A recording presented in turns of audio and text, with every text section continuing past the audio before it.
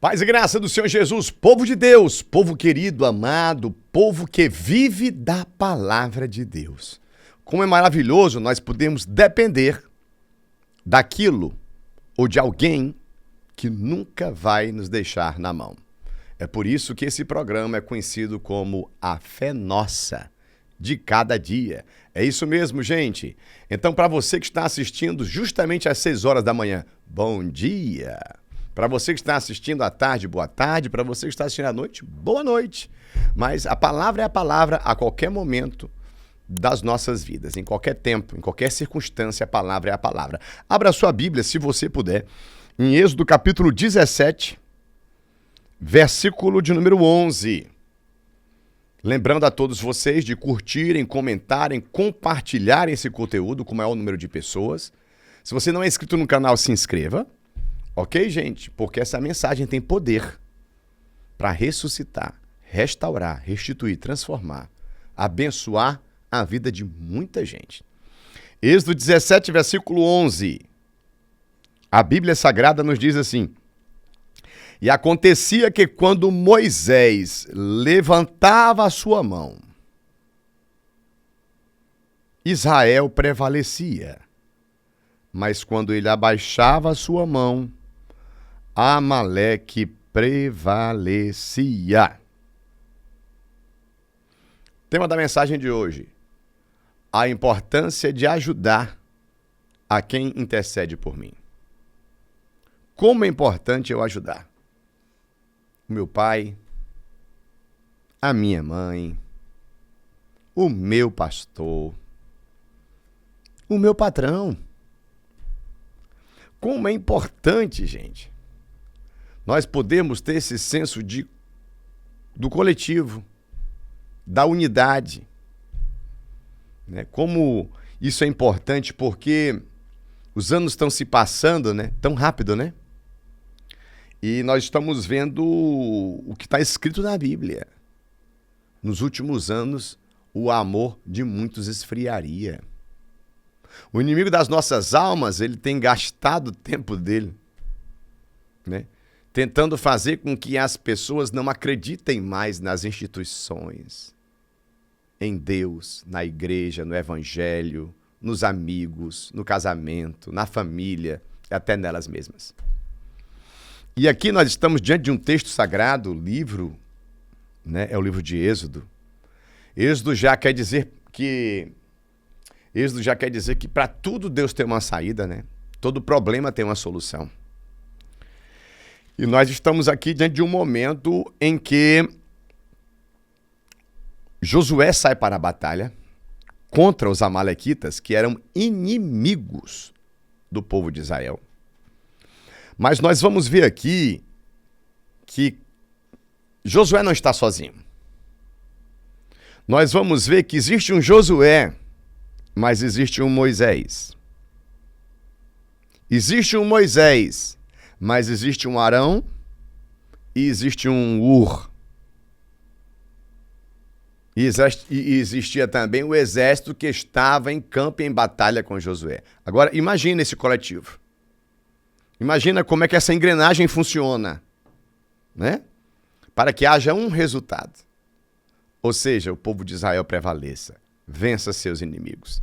Assim, imagina você, jovem, que está assistindo agora esse programa. Como você precisa entender a importância de você ajudar o seu papai. Você, menina, como você precisa entender a importância de você ser amiga da sua mamãe. Entende bem o que eu estou falando? Porque o que é que o inimigo é estrategista em fazer? Separar, dividir, enfraquecer. O que é que Deus é especialista em fazer? Unir, para fortalecer, potencializar. Então, o Senhor me usa nesse momento, pela sua misericórdia, sua graça, para falar com você que está assistindo esse programa. Como é importante você ajudar pessoas que também te ajudam. Como é importante você saber assim, puxa, é muito gostoso eu ser ajudado por fulano. Mas será que fulano não está precisando da minha ajuda?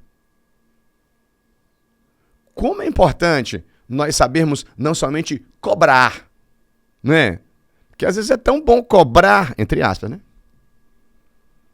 Mas como é que vai se cobrar de alguém que está sem força para dar? Sem condições de oferecer nada, por estar ferido, fraco. Mas essa pessoa sempre foi fonte de bênção para nós.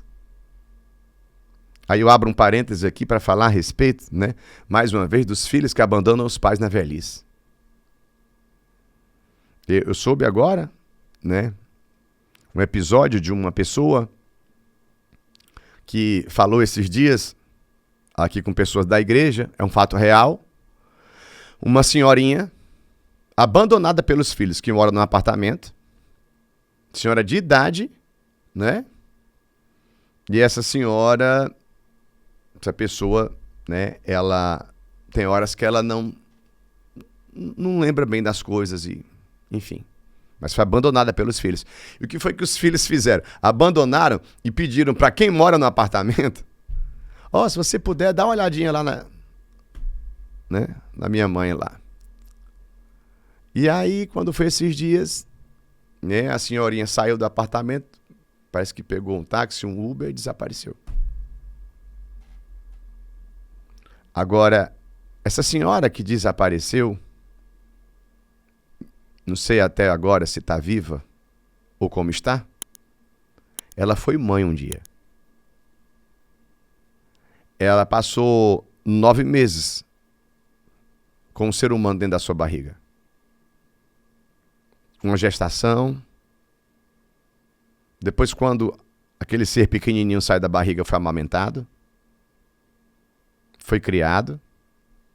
Né? E imagine só ir guardando as proporções. Porque Deus é Deus, tá? Porque se Deus não fosse Deus, Deus era traumatizado. Porque olha o que é que o diabo quer fazer com Deus. Jó te teme? Te teme de qualquer maneira. O diabo quis dizer, gente, no livro de Jó, que todo ser humano é interesseiro. Que todas as pessoas só amam a Deus, ou só servem a Deus, ou só buscam estar perto de Deus porque Deus as protege e as prospera. E é nessa situação que o diabo quer deixar as pessoas nos últimos anos. Acabando com as amizades, com as alianças, com casamentos, com as famílias, com igrejas, onde se prega valor, onde se vive valores, onde é para haver companheirismo, amizade, reciprocidade no amor e na cooperação.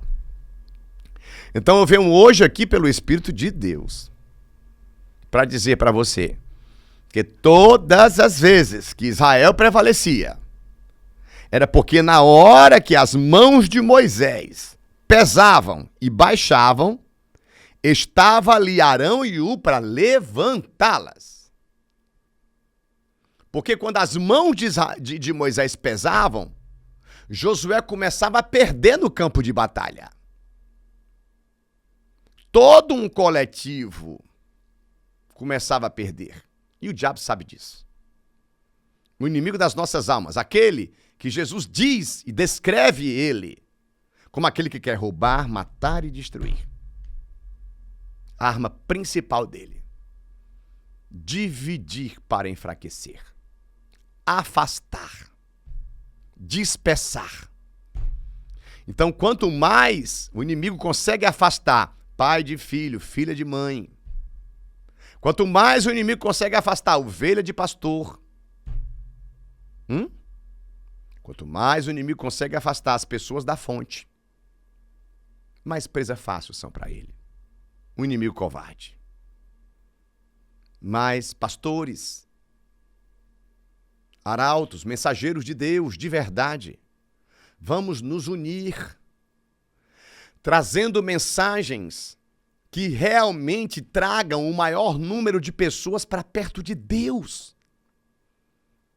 Nós não precisamos fazer discípulos para nós mesmos. João Batista, precursor de Cristo, quando os discípulos de João, né, vão ali falar com João, aquele que tu batizou está batizando, João diz assim: importa que eu diminua para que ele cresça. E João diz, sigam-no. Ele é o Cordeiro de Deus que tira o pecado do mundo. Importantíssima essa visão, gente. Essa visão não do egoísmo, da competitividade, da vaidade, né, que gera desentendimento, facção, confusão, briga, porfia, ciúme. Mas essa visão de maturidade, de conjunto, do coletivo, de família, de igreja, de exército, de um povo não somente valente, lembrando dos 32 mil de Gideão, porque 22 mil covardes foram embora, ficaram 10 mil valentes. Mas não foi com os 10 mil valentes que Gideão venceu a batalha.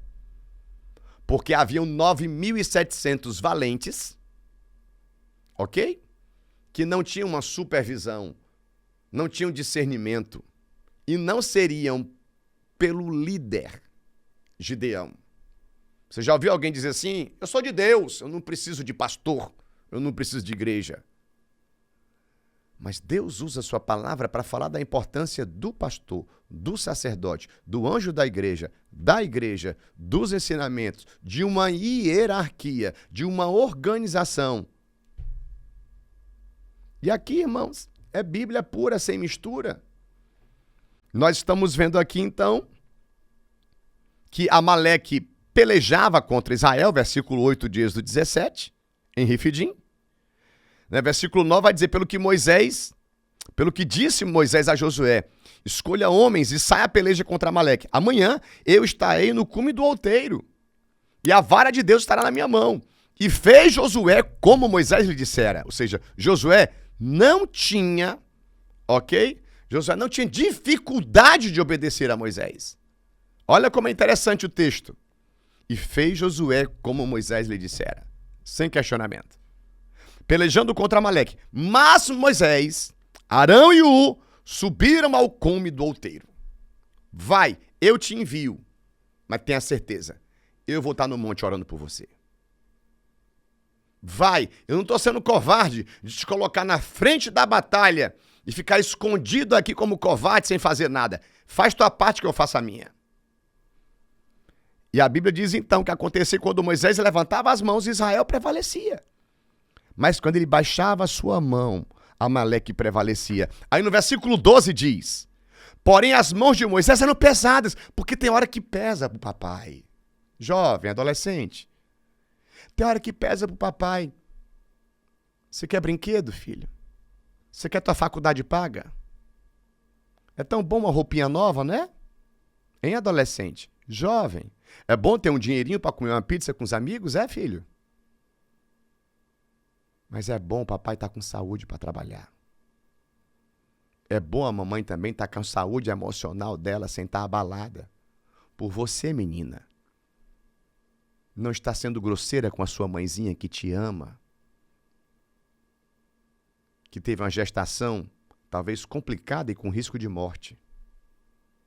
Que te deu de mamar. Que te ensinou a andar. Ah, mas a minha mãe não é perfeita. E quem é?